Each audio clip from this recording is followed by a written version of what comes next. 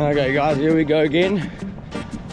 The swell's come down a heap. It's like, I think this is 2 days later, from the last time I went out. Swell's come down a hell of a lot. My only concern is whether there'll be weed on the beach for the trolling, but either way I'm going to go and look for a live bait and then try and look for a garrick if the cod fishing is not on. We're very high and dry here again. Gonna be a struggle.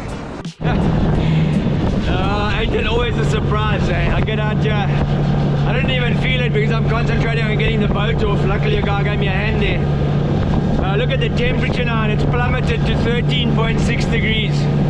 That was at hard onshore day before yesterday and yesterday. Yeah, that's not a good sign. And oh well, I'll go through the motions. It's a wonderful morning. It's overcast, not even too hot or anything. Just go and play around and see what happens. It's crazy, man. The temperature plummeted from 18 degrees, 17.5 down to 13 in a day. Well, I've just come up onto the bricks out here to get some bait, and you can see I've got strings of these red eye sardinellos. Not a good sign, man. We'll have to look around. At least there's some readings out here, but yeah, they're no good for me for live bait. Good for a cut bait, for a cob, but yeah, I'm just going to spend a little bit of time out here and see if I can get a bit of bait. Last time out here, I didn't stop here, I just took some bait with me, but yeah, as I said in that last thing, when you start catching sea barbel on the bottom, you know there's a problem with the water temperature, and obviously now seeing this at 13.5 is a little bit disconcerting, but man, with fishing you just never know. You've just got to hack at it. And obviously I know this area, but it's nothing is a given, and especially when you've got the water temperature fluctuating up and down like it has been, and also having been cold for such a long time. Oh, a massive reading here. Oh, on full string. It's probably these sardinellos. Yo, big mark on the echo sounder.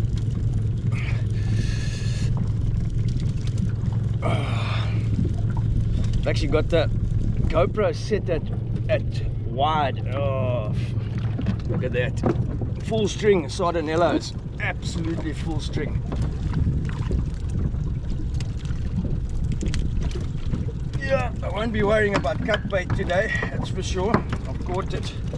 But this is unfortunately not what I'm looking for. Great bait for catching bottoms. It's not for garrick. You can't swim these. They're just so delicate. These things, they die very easily and not easy to keep live. So I've got about freaking 8 here or 10 here. Oh, should have had a de-hooker here. Yeah, I'm not even going to try to go down here again because I know what the result's going to be. I'm going to go and look on some of the other bricks a little bit further along. Otherwise I'm going to get inundated with these things. Anyway, well, there's life out here. That's the one good thing. Oh, my hand to wash here. Slimy as all hell. Yeah, I just hope I can get a couple of moss bunker or a couple of mackerel. That's really what we want. They're tough and they can swim.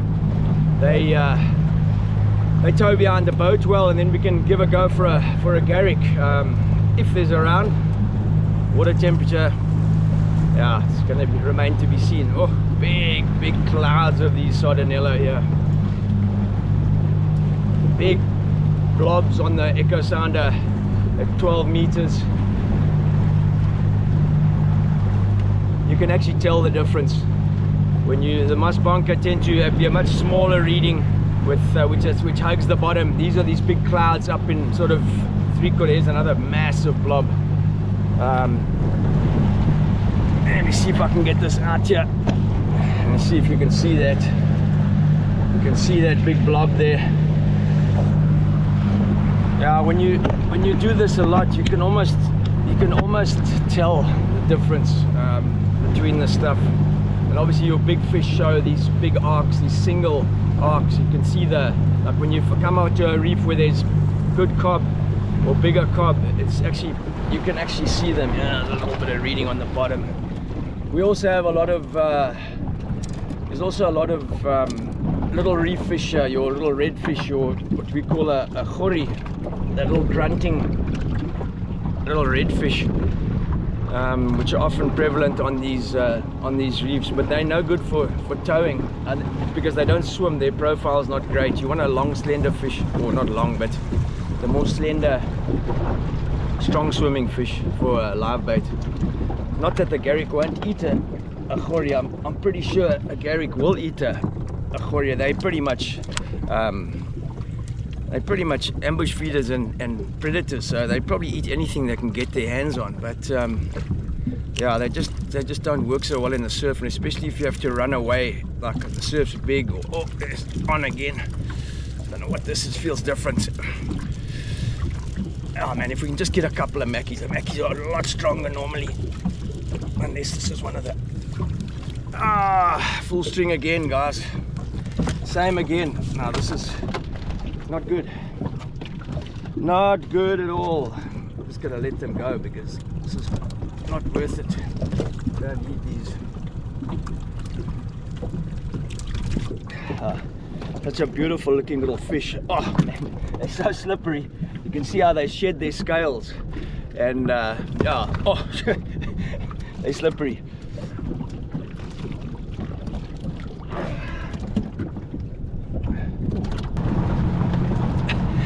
Whenever you come out here, you never know what you're going to get, man. I don't care what the temperature is.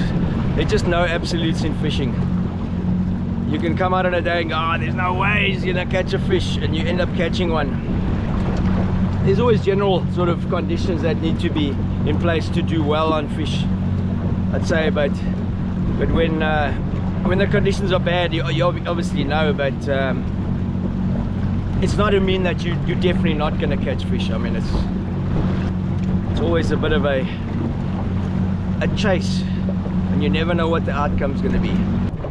Now, it's interesting, on the last trip out, I actually managed to hook a red Roman, and I didn't film it because I was going to release it. It wasn't my target species, but I dropped it on the deck trying to get the hook out of it, and the thing jumped up and flipped over and just touched the duck and put 2 spines through the duck. So I wasn't very happy because I ended up releasing the fish. It was edible size, but just to take one fish home, and yeah, I ended up with a hole in the duck. And the guys at Mako did such a great job on this boat. It was so sad to see this boat with its first hole, but Mark actually said to me, if you ever have something like that happen and it's just a little pinprick, just put a little drop of, deflate the tube, just put a bit of super glue, just a little drop of super glue on the little spot, and leave it to dry. And so yeah, I had 2 spots, and I did that, and yeah, it's 100%. This morning when I pumped up, no leaks. Let's hope it stays like that. Much nicer than putting a patch on.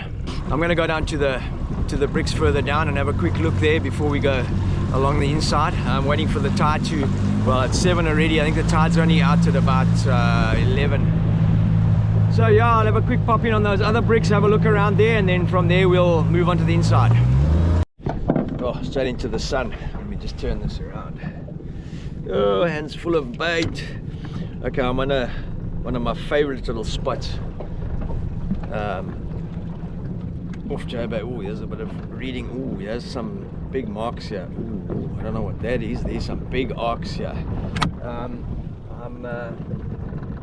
just cut that one of those sardinellas in half, just using the head with a. Oh, there's some big readings. I don't know what these are, and I'm just going to put this down on a circle hook and see what this is. There was nothing like this here yesterday. You can see the bait going down. You can see it clearly on this echo. It's actually amazing how accurate these echo sounders are. Put this off.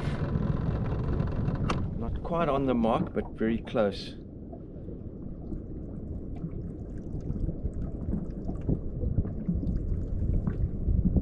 Yeah, I don't like to fish bait generally because you get a lot of rattlers and other things amongst it. And also if you use cut bait, then you often get shark and barbel. You know, with the live baits, normally you get, if there's a cob around, they'll take it almost immediately. I can see I've got some rattlers going here. Yeah, we'll have a little look around here. Tide's going out. I see there's a little bit of surf on the beach. It's very flat this morning at JBay. So just hoping that weed's cleared up a bit and that there's a bank or two. Lots of little rattlers, lots of rattlers. I'm just gonna put this on there, just leave it. You can see them bouncing on the end of the rod there. See the taps. There's not a lot going on there. I'm gonna put a bait stick, just gonna put a sabiki down quickly and see what there is here. I mean, we definitely need a live bait. Without a live bait, I'm pretty much stuffed. You just never know what you're going to get you on any given day. See, those rattlers are busy flat out there. I need some mackerel. Desperately need some mackerel or Mars bunker.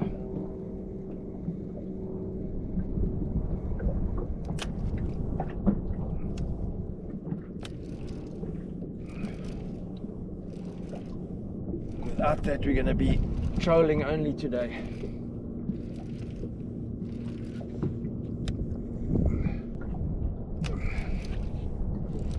It's a bugger, man. If you've got good live bait, you're always in with the game. Absolutely nothing but. Whereas on the other bricks, it just shows you. The other bricks that we were at was like, it's just wall to wall Sardinello, but the water was colder there. The water's actually warmed up here. I've got like 16 degrees here, which is good for the cob, I think. But yeah, now there's no bait here at all. It's a box of chocolates always. Oh, there's a bit of a bite on that. That's a circle hook, so if something jumps on there, it's all likely going to hook up on its own. Absolutely nothing here on the sabiki. Can you believe it?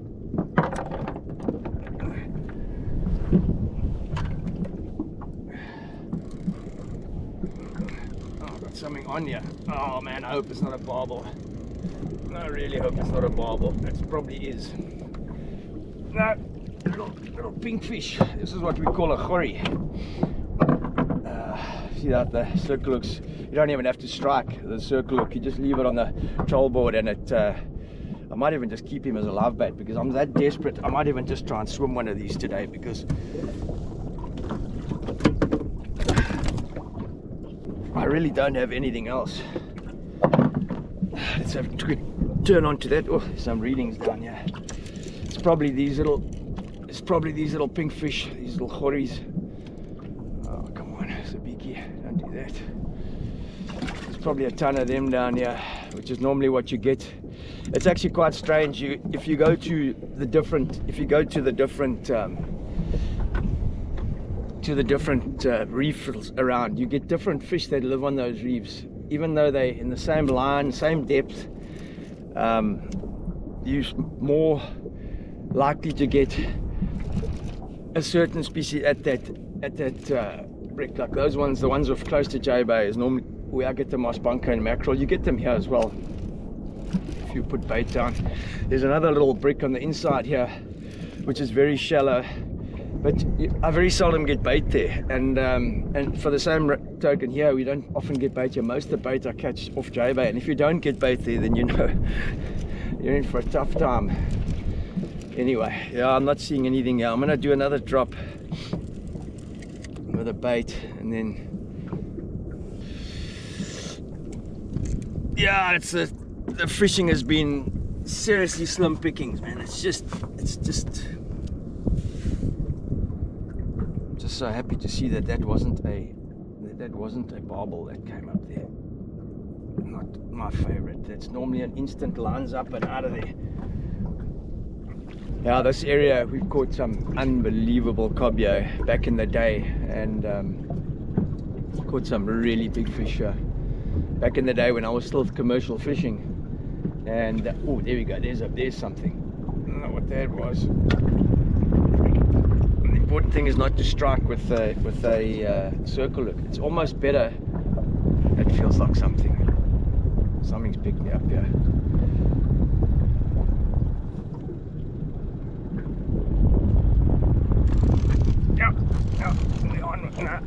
We're on with something. I don't know what this is. Yeah, you don't strike with a circle hook. It's almost better to put it in the trolling board and just leave it and let it happen itself. Ah, little Roman. Yeah, this little bugger, that's too small. That's a little red Roman. That's the same fish that put 2 holes in my boat 2 days ago. A lot of these little reef fish behind, beautiful eating fish, but this is too small. They've got to be 30 centimeters. So yeah, I'm going to put him back. Unfortunately, we're facing into the sun as usual, Murphy's Law. So yeah, let me get a bit of sun on him. A really pretty little fish called a red Roman. It's a reef fish, really good eating. But yeah, I don't normally take the reef fish. I'd rather take a cob or a garrick. Anyway, let's put him back.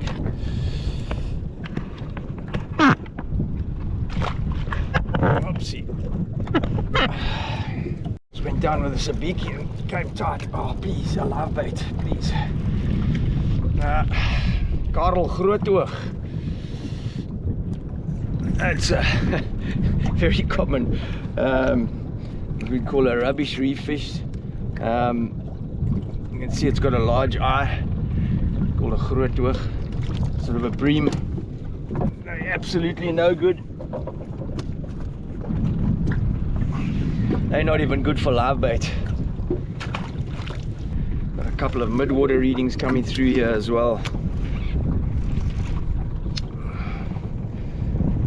And if I just need 3 or 4 live baits, and we'll be in business. But I need of the type. And unfortunately, it's not shopping. It's not barcoded. So you can't just go there and pick up one on the shelf. A lot of small readings here, but nothing really happening. I'm going to head into the inside now and go and have a look on the banks. Go down to the river mouth. Here's a little one, and it's probably the same number plate.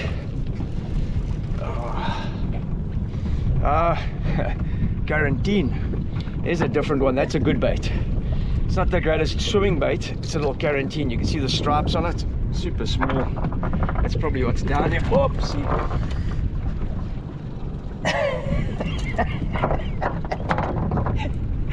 And it unhooked itself and went overboard. And son, what are you doing? Anyway, it's a very small bait that they're difficult to troll when they're like that, but I would have preferred to have kept it.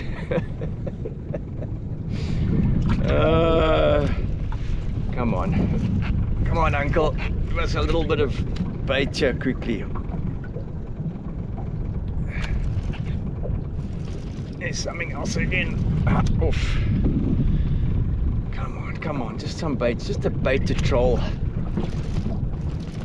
I'll know pretty soon after running down the backline if we see any garrick swirls or... Oh, there we go. Yep, there's something else there. A lot of these are obviously normally these little reefy. Oh, something else jumped on there as well. Oh, a lot stronger. Oh, and off. Oh, no. Ah.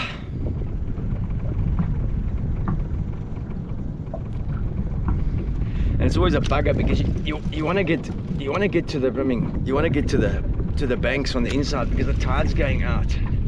I don't want to waste time, although the swell has dropped a lot, and the banks yesterday may have been blown apart by that big swell. So you don't really know until you go there what those banks are going to look like. There we go. Oh man, it keeps on coming off. What is that? Something banging and coming off there. It's back on again. I don't know what this is. It's probably the quarantine. A lot of those coral Grootoogs and the bronze bream, and with a blowsteen. Now you see another one of them.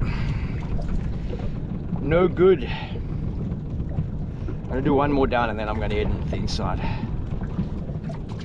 I don't think there's any point in hanging around here. If there was a Mackie or something, we would have run into one already.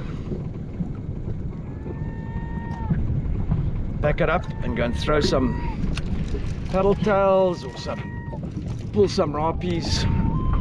Just got to fingers crossed that weed is still not on the surf, and there's a high likelihood that it is still there. Hopefully that big swell spat it out, pushed it, or we can find an area where there isn't any.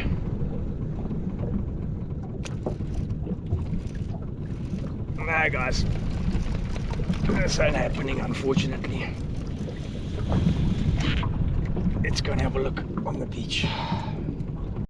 Now, I'm sure I've showed you this before, but this is the Helco. This is actually a CD 190-19 I'm running. I normally like to run this 14, the 140, the smaller one, but I can't get these anymore. But this orange and yellow with the mackerel stripes is, especially in the dirty water, is the best one. And I'm running inline circle hooks.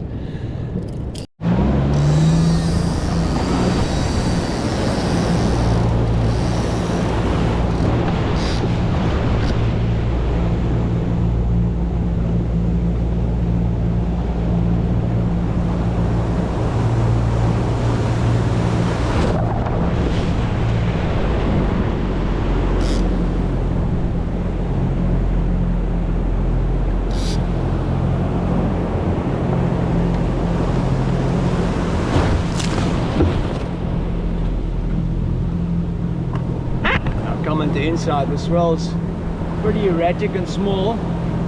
I don't see too much weed here, which is a good thing, but the tide's still pretty high. I'm just going to do a couple of buzzes over this bank and then work our way down. See there's a mob of guys on bicycles here today. The problem when the swell's too small is that it doesn't break consistently and keep the bank covered. If it spills open, then it exposes the cob, because they're ambush feeders and they lie on the edge of these banks in the white water and ambush the mullet as they come over. And yeah, if the banks are spilling open, it exposes them, so they can't hide. So that's just one of the problems when it's small.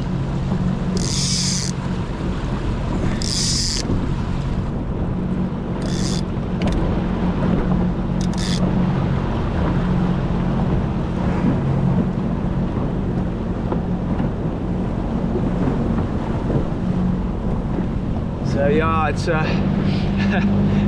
always trying to get the conditions right. Shit.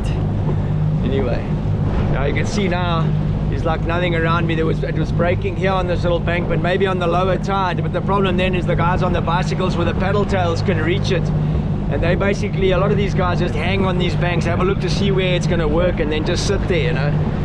And there's not that many fish on those banks. You'll get one or two if it's a working bank, you know. And yeah, if one person's worked the bank, the chances are you're not going to get anything.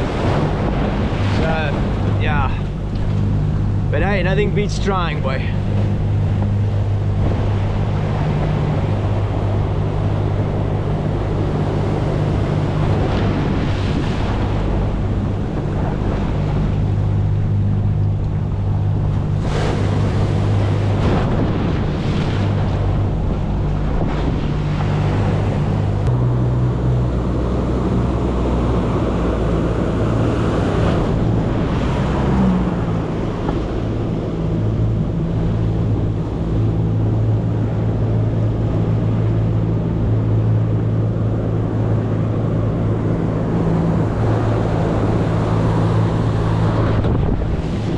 Looks like there's a little spill off. We've got a little hip here and then a little spill off there.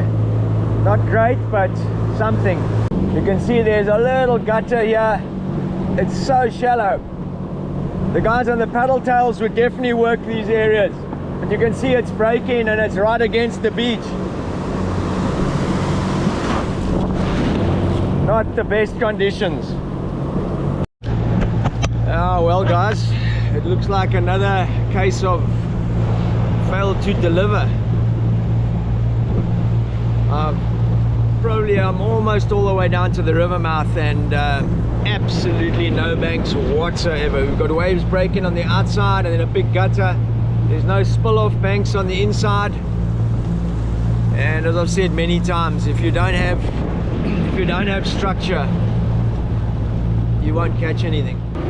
Time to go home. So make sure you join us next week. Make sure you tune in. I've got some incredibly interesting feedback from the scientists and the oceanographers and the guys that are making the enviro-friendly bags to fix the beach. We've had an incredible meeting, a 4-hour meeting, just before I went up to Richards Bay. I met all the scientists and the guys who are interested and involved, and super positive meeting.